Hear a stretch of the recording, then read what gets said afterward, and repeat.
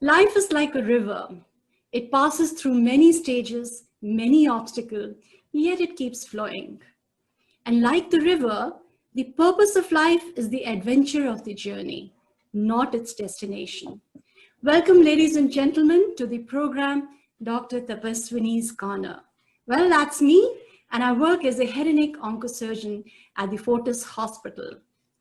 The word cancer, in fact, spells depression, despair, loneliness, and last but not the least, death.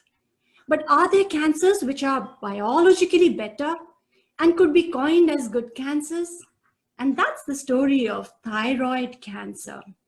So, sharing facts and views about this disease, we have our expert today, Dr. Deepak Sarin, currently the Director of Head and Neck Oncosurgery, Medanta, the Medicity at the NCR. You are a trained surgeon from the All India Institute of Medical Sciences and from the University of Miami, Florida. You've worked with reputed institutions like the Sir Gangaram Hospital and the Artemis. Welcome, Dr. Deepak. Warm welcome to all our viewers. As I understand, we are being transmitted not only in India, but outside as well. So a very warm welcome to everybody to your show. And it's a pleasure to be here. So we often, pacify our patients stating that if God was to give us cancer, we would pray to have it in the thyroid gland. Why do you think it's a good cancer? So I think when we look at thyroid cancers, we are looking at a really wide spectrum of diseases. On the one end of the spectrum, we have the most common variety, that's papillary thyroid cancer, one of the most indolent, slow-growing cancers with an exceedingly good cure rate. And the other end of the spectrum is anaplastic cancer, which is one of the most devastating and most difficult to treat cancers, with almost always dismal outcomes to treatment. Now, fortunately, papillary thyroid cancer, or the good thyroid cancer, is by far the most common. That's about 80% of all thyroid cancers we treat. Hence the saying that if God were to give me a cancer, I pray that it be papillary cancer. I think that's by and large true. Yeah, so that's good news for all our patients, for all, especially our thyroid cancer patients. Giving every positive thought to them is like a silent prayer. It changes, every individual's life. So the past 3 decades has been seen, there's a rise in the trend of thyroid cancer.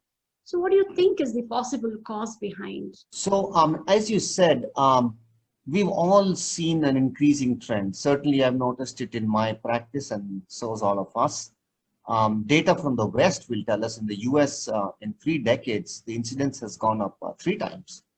If we look at limited data that's available from India, we have about a 50% increase in these cancers over 10 years.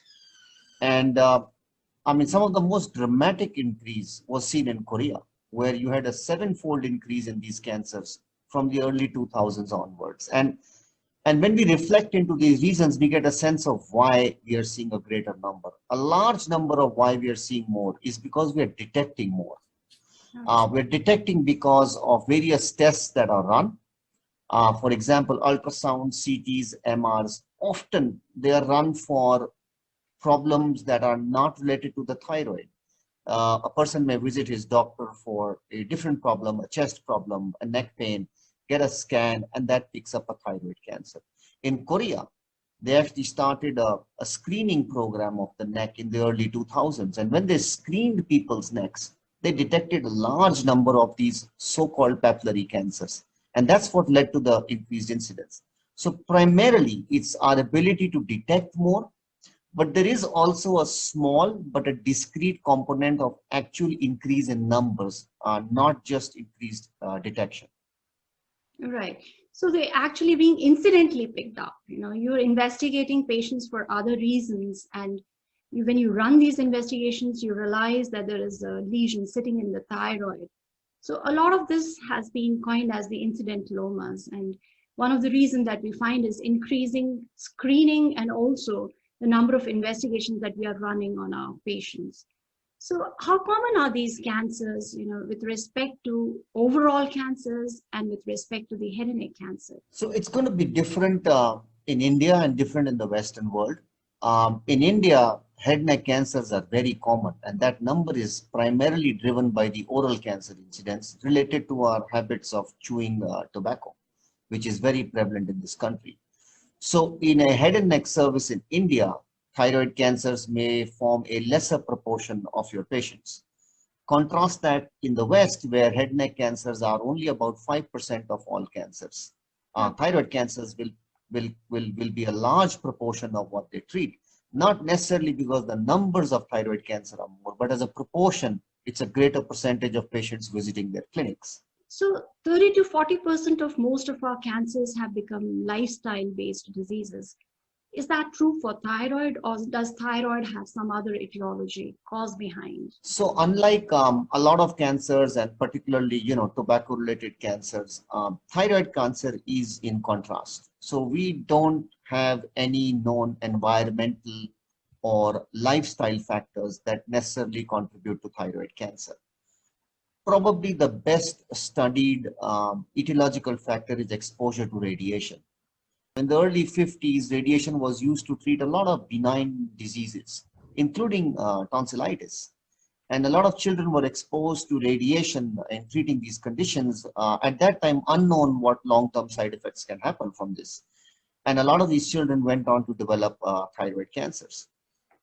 Similar patterns were seen also where accidental exposure to radiation has happened. For example, when the atom bombs were dropped on Hiroshima and Nagasaki, and when the Chernobyl leak happened in 1986, as early as 5 years after the exposure to radiation, an increased incidence in thyroid cancers was seen. And this is primarily in people who are, let's say, less than 20 who were exposed to the radiation. So primarily, if you're young and get exposed to radiation, you have an increased risk of developing a thyroid cancer. I think for most of us, this is not a relevant causative factor, because most of us will not be exposed to, at least knowingly exposed to high doses of radiation for us to worry about. But certainly those who work in professions that put them at risk, and if you're ever exposed to an accidental exposure, then you need to take care. So how about doing a lot of radiological investigations like X-rays and CT scans? Do they also influence this disease? So, the incidence is primarily related to the exposure to radiation, the quantum, but also to the duration of radiation. In the atomic bomb explosions, it was a single point exposure to radiation instantly. On the other hand, in the leaks, let's say from Chernobyl, it was the radioactive iodine and other particles were absorbed, and it was a constant long-term repeated exposure to radiation. So you're greater risk if you're exposed to a higher dose, but you're also at a greater risk if you're constantly exposed to it. I don't know if there is a safe limit, but I think even if you work as an X-ray technician or if you're constantly being exposed, as long as thyroids are being shielded and you being protected from the effects, you should be safe. Okay. So any genetic correlation do we find in thyroid diseases? Does screening, so do we need to screen if there are thyroid cancer patients in the family? And how does one go about doing it? Thyroid cancer, again, as I said in the beginning, it's a wide spectrum of many different cancers. And one of those is medullary thyroid cancer. Now, that's a cancer that's well known to have a genetic predisposition, and there is a familial variety. Familial meaning it runs in families. About 25% of medullary thyroid cancers are actually familial and will run in families. And today, science has progressed to the point we can actually screen for a gene that causes this. That's the RET, or the RET oncogene. And in patients with medullary cancer, we can screen them if they have the gene. And in case the index patient is positive for the gene, you can then screen their first blood relatives and see if they are also carrying the gene and therefore are at risk for developing medullary thyroid cancer. However, for the common thyroid cancer, papillary, which is generally when we refer to thyroid cancer, we are referring to papillary. That is by far the commonest variety. A familial predisposition is not very strong. So in general, I would say other than medullary, the role for screening is not needed. Certainly no test-based screening is needed, but a family history should be elicited in the clinic to see is this a rare case of familial papillary thyroid cancer. Right. Dr. Deepak, we get to hear that these thyroid cancers are actually more common in females. Is there a reason? Is there a scientific reason as to why females are more predisposed? You're right, Dr. Paswani. It is about 3 times more common in women than in men. And the highest incidence actually is in an age group of 40 to 50 years. So it's natural to start thinking, are hormonal factors important? And a lot of work was done into looking at the role of sex hormones, which are obviously different in men and women, and also fluctuate during a woman's lifetime. You know, fluctuations during the menstrual cycle, fluctuations during pregnancy. And then to see this is what predisposes women. You also correlate the fact that the highest incidence is 40 to 49, where they've been exposed to many years of these fluctuating hormones and now entering menopause. But really, the science has failed to find a direct correlation between sex hormones and higher incidence seen in women. How about the biological behavior of this disease? If we compare females vis-a-vis the males, is the behavior of thyroid cancer in the two sexes the same or is it different? The classical variety of papillary thyroid cancer is actually a very indolent disease. And by indolent, we mean it grows very slowly. And while it can spread in the lymph nodes, it rarely has an aggressive clinical course. Um, Almost all patients, unless they present with widespread disease, are going to be cured of this eventually.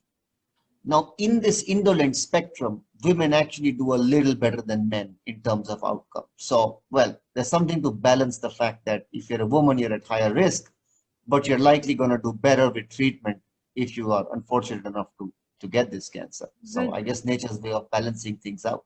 So that makes me happy. So how do these cancers present? So you did say that they have an indolent nature, but clinical presentations in our clinics? I think the vast majority of these cancers are asymptomatic, which means the patient really has no problem. They come in with a complaint saying, I have picked up a lump or a swelling in my neck incidentally. Sometimes they pick it up themselves.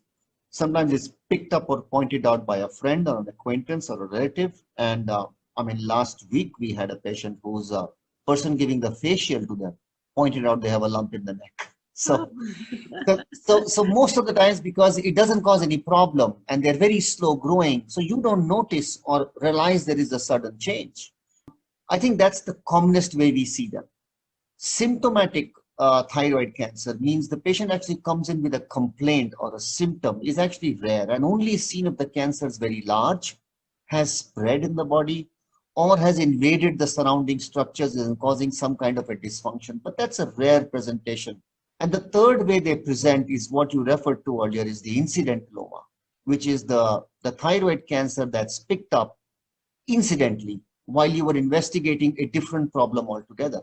One of the most just bizarre or interesting cases I had was I had a radiologist come into my clinic, and she ran her own center, had recently bought a very expensive and a very high level ultrasound machine. So she decided to run a trial on the machine and started to screen her own neck to see how does the machine work. Found a nodule in her neck, tested it. It turned out to be papillary thyroid cancer. Wow. So yeah, you can just you just pick it up sometimes unexpectedly out of the blue in patients, and that's not difficult to understand. Why? Because small papillary thyroid cancer, I mean subclinical or less than 1 centimeter, tiny papillary cancer foci in the gland is very common. A lot of us have it, but because the tumor's slow growing and rarely causes problems, we will go through our lifetimes without even realizing we had this. Yeah. Only some of these will actually grow, progress, and become noticeable to us or to a patient, and they will land up with the doctor seeking treatment. So a large number of humans have subclinical papillary thyroid cancer. They live with it, they die with it, they don't die from it. How about in children? Is the presentation different from what you get it in adults? In children, it tends to have a more aggressive presentation. The cancers are larger, They're often spread in the neck nodes or in the neck glands, as we say, and it's not uncommon to see spread in the body like in the lungs. So children do present with a lot more widespread aggressive cancer, and that's because it's different kind of mutations that drive these cancers in children. So they're innately biologically different cancers, and hence they behave differently and present to us differently. But thankfully, again, nature's way of balancing things. Children do remarkably well with treatment, with almost universal cure rates, even when the disease is widespread in the body. And most, if not all, will go on to lead complete, fulfilling, and happy lives free of cancer. What is the key way to pick up these cancers? When we investigate, we are basically talking how do we investigate a nodule in the thyroid. And again, it's important to understand that thyroid nodules are common. About 10% of these will turn out to be cancer. 90% of these nodules are benign. And the two tests we rely on to find out what this nodule is an ultrasound and an FNAC. So an ultrasound, as we are all probably familiar with, is a simple, non-invasive, quick, relatively inexpensive test which can scan the neck, tell us about the nodule, and tell us if there are any evidence of spread in the neck nodes of this nodule. The next test is an FNAC. That's a fine needle aspiration cytology. So generally with these two tests, you're able to not only diagnose the presence of a cancer, but also assess its extent and its spread. Once in a while, we will run some other tests like a CT or an MR, depending on how big or how bad the cancer is. And I think one fact pertains mention here, which is the role of a PET scan. And a lot of patients do walk in requesting, do I need a PET scan? Because they've heard that's what you do for cancers. And it's important to people to understand that PET scan is not often a good test for thyroid cancer. It can actually be misleading. We do use it, but very select situations in very aggressive, widespread cancers or in recurrent thyroid cancers. Most thyroid cancers don't need a PET scan to assess them, and as I said, can sometimes be misleading. Correct. So if you look at the treatment that we offer to our patient, is it correct that the thyroid cancer is actually the surgeon's baby? So is the treatment primarily the surgeon's effort here in giving the maximum cures that we talk about? So how do we treat it? So the backbone of treating thyroid cancer, and again, I'm talking about the classical common garden variety papillary thyroid cancer, is surgery and something called radioactive iodine. These are the two backbone treatments. Again, it's primarily a surgical disease, and that of course requires good planning and good execution for the operation. And you're going to follow that up in some patients with radioactive iodine. That's the adjunctive or supportive treatment. Again, an important treatment, but it's not a replacement for surgery. So it's surgery primarily, aided by radioactive iodine. How radioactive iodine works is that normal thyroid cells take up iodine, but thyroid cancer also retains this property to absorb iodine. And when you deliver radioactive iodine, it gets absorbed by the thyroid cells, and the radioactivity emitted, which is beta and gamma rays, tends to destroy these cancer cells. So it's the most efficient form of a seek and destroy missile you can think of. So are there some complications that we explain to our patients when we do a total thyroidectomy or any thyroid surgery which is performed on them? Yes, there are two essential operations we do on thyroid cancer, which is either a half gland removal or a full gland removal, what we call a total thyroidectomy. There are two complications that always come up and should always come up in a discussion with the patient who is going to have thyroid surgery. That's injury to the nerves and injury to the parathyroid glands. So there is a nerve called the recurrent laryngeal nerve that runs behind the thyroid gland. And if I can just use my hand to show you, that's the thyroid gland. This nerve runs behind it. There's one on the right side and there's another one on the left side. And these two nerves go up and innervate and cause movement of our vocal cords where we produce sound from, and that's right here in our voice box. So whenever we take the thyroid gland out, it's important for us to separate the nerve of it and preserve it while we remove the gland. Our aim is to take the gland out, but save the nerve. But any operation, as you understand, that involves manipulation, and sometimes with large cancers, the nerve can actually be entrapped or actually stuck on the gland. So while freeing it, you can injure the nerve accidentally.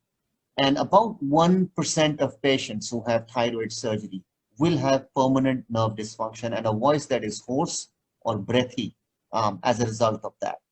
So it's like I have a husky voice now. So that can happen with nerve injury. The second complication is injury to the parathyroid glands. And again, I'll use my fingers. We have 4 of these glands, and these are the size of adhe matar, half a pea. They're kind of small, dal ka dana. And they are on and around the thyroid. They're not always in the same place. They are scattered like seeds, but there are 4 of them on and around the thyroid gland. And you need to separate these and take the thyroid gland out, saving them, because they produce a hormone that regulates the calcium in our blood. And if these glands are accidentally injured in the operation, and they are fragile, so injury is a realistic possibility, then our calcium levels in the blood can drop, and one may need to take calcium as a supplement lifelong. And the chance of, again, a permanent requirement of calcium in a patient who's had thyroid surgery is about 1%. Everybody should know complications, certainly, but it should not be done in an alarmist manner. So when you say something may happen, often it's interpreted as so-and-so will happen. And a very good way, I think, to look at these complications, because they are very rare, is look at it as a reverse lottery. In a lottery, you know, there are 100 tickets sold, but one is going to be the winner. You don't think you have much chance of winning, right? This is a reverse lottery. You're going to do 100 operations. 2 will pay the price with the complication. 98 will come out winners. So it's actually a reverse lottery. The odds are really in your favor that you're going to do fine with the operation. Correct. So in fact, these complications actually help the surgeon to remain grounded and remain humble. Oh, absolutely. If a surgeon says he has no complications, then either he doesn't operate or he or she is lying. It's one of the two. Yeah. Tell us, is the scar in the neck an issue? Because we've had, females, because most of the age group that we are seeing are young females. And I have had some patients who have opted for robotic thyroidectomy because they never wanted a scar in the neck. And the reason given was that little scar would cost them much more in terms of, our social traditions, paying more dowry.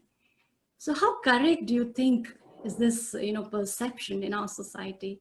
Offering a robotic thyroidectomy just to save a little scar on the neck? Yes, and unfortunately, what you say is right. I mean, it's disappointing to know that you can be judged in our society even today with a scar.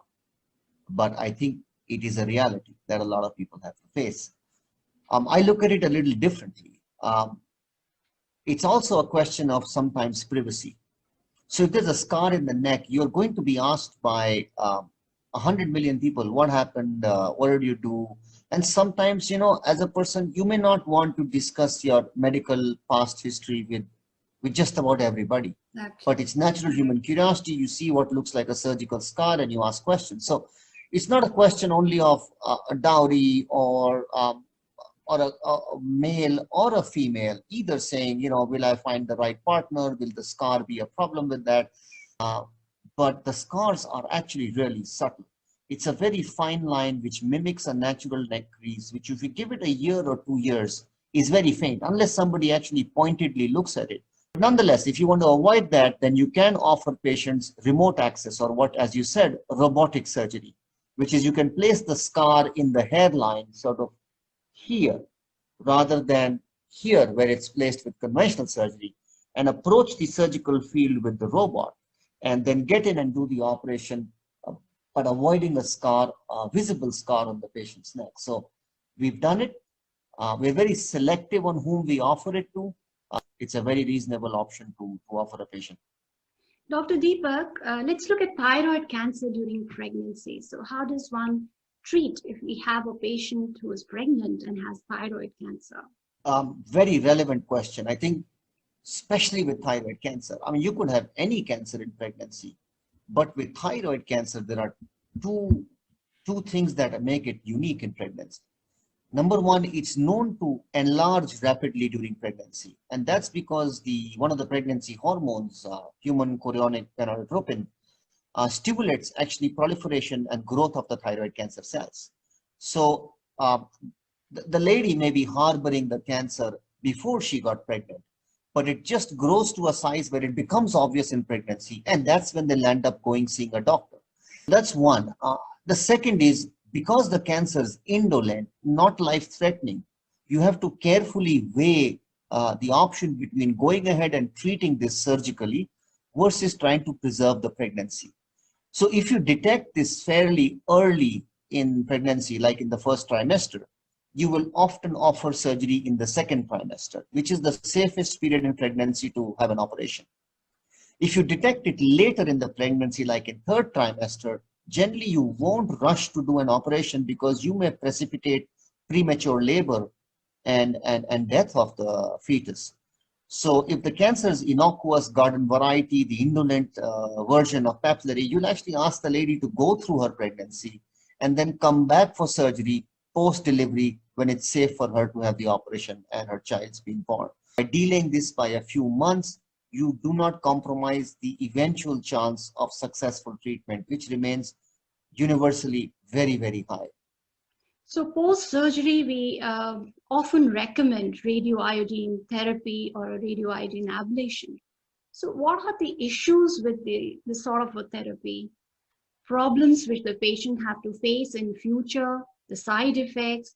What if the patient is, breastfeeding, or if he wants to conceive? So what are the little informations that we should give to our patients if they are undergoing a radioiodine therapy? So radioactive iodine is relatively speaking very safe, but there are some considerations in childbearing age.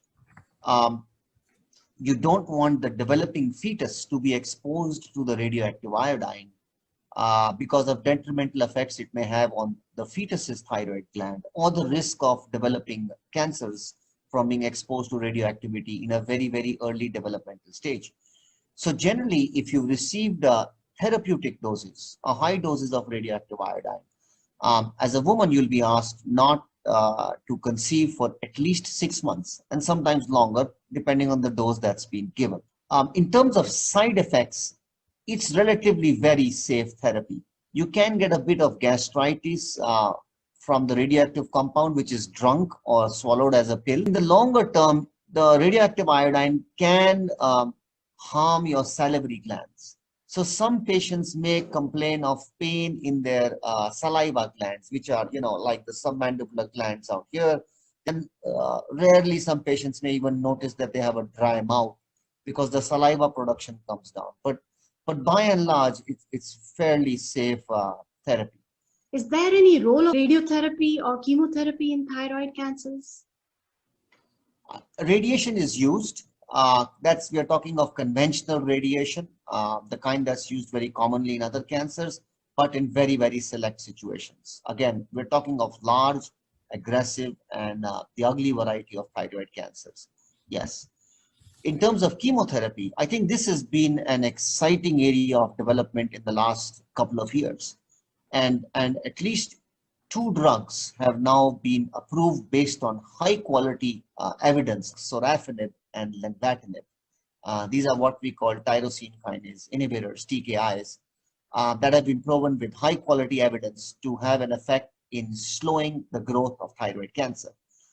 But again, their use is primarily in patients who have failed or recurred despite surgery, despite iodine, and now have widespread disease which is progressing and not responding to any of the conventional therapy.